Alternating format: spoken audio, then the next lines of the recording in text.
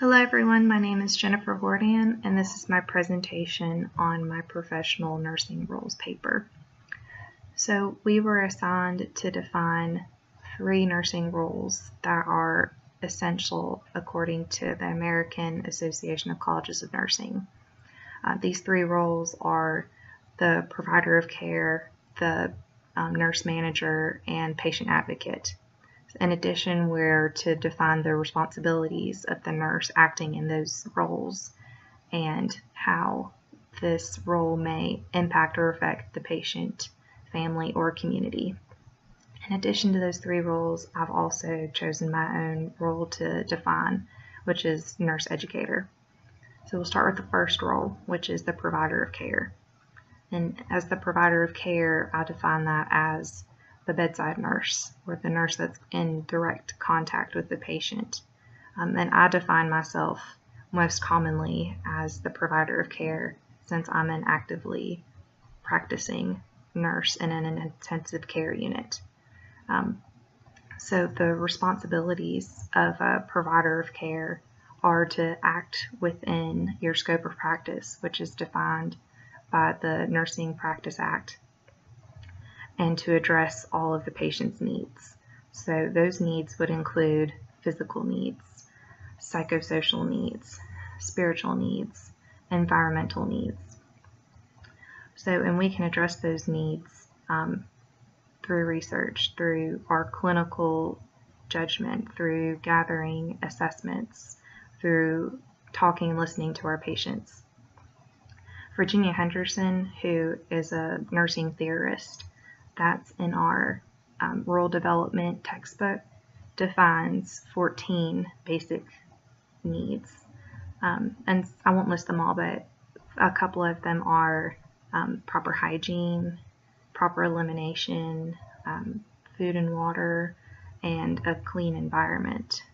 So that's the nurse's responsibility, our needs such as these. So following up on the daily hygiene or proper hygiene, the Center for Disease Control actually has evidence-based practice that says that a daily bath, proper hygiene, and a clean environment can reduce the risk of a patient acquiring a catheter-associated UTI or a catheter-associated bloodstream infection, which is very misfortunate but very common, especially in the ICU, where almost all of our patients have central lines or indwelling catheters.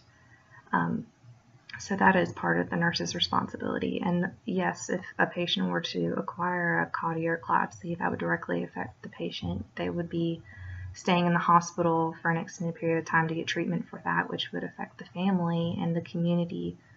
So moving on to our second role, which is the manager of care. And while not every nurse would identify themselves as a manager of care, I believe that every nurse is a manager, regardless of if they're in a leadership role or not. You're a manager of a patient's care. So in order to efficiently manage patient's care, I believe a nurse needs to develop good prioritization skills and delegation skills. And delegation skills are something that I've in my experience, seen nurses struggle with, knowing what's appropriate, what's inappropriate to delegate. So the National Council for State Boards of Nursing defined a set of guidelines for nurses to refer to, or the 5 rights of delegation. And the 5 rights are identified as the right task, the right circumstance, the right person, right communication, and right evaluation.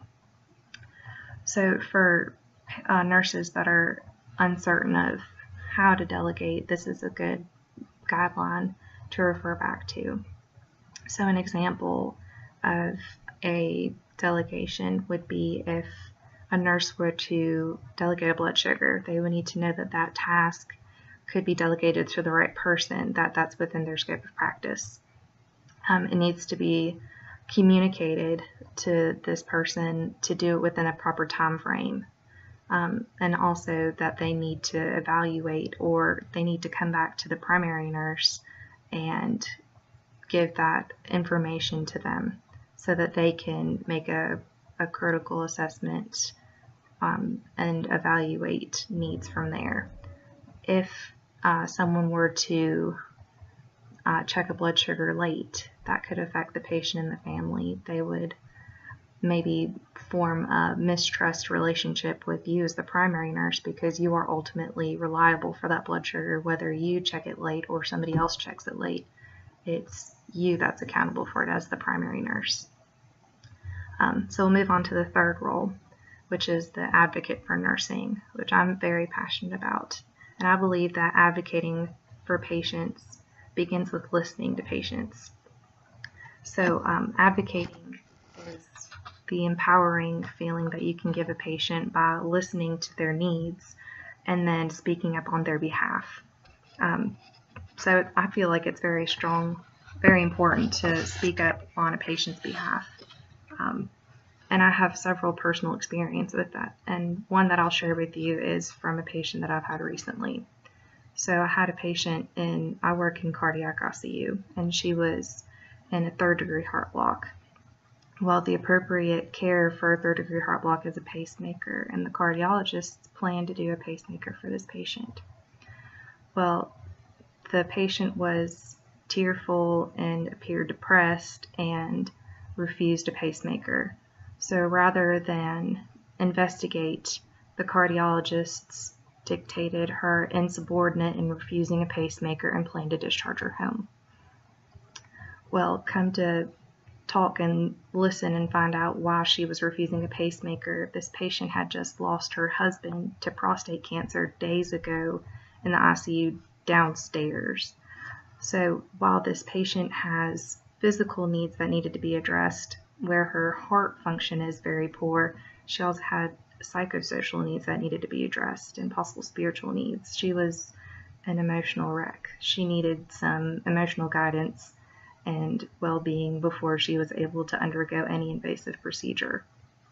And it would have directly affected her family, and the community if she had not been listened to or advocated for and had been discharged home inappropriately. She likely would have died from a lethal heart rhythm, which is 3rd-degree heart block.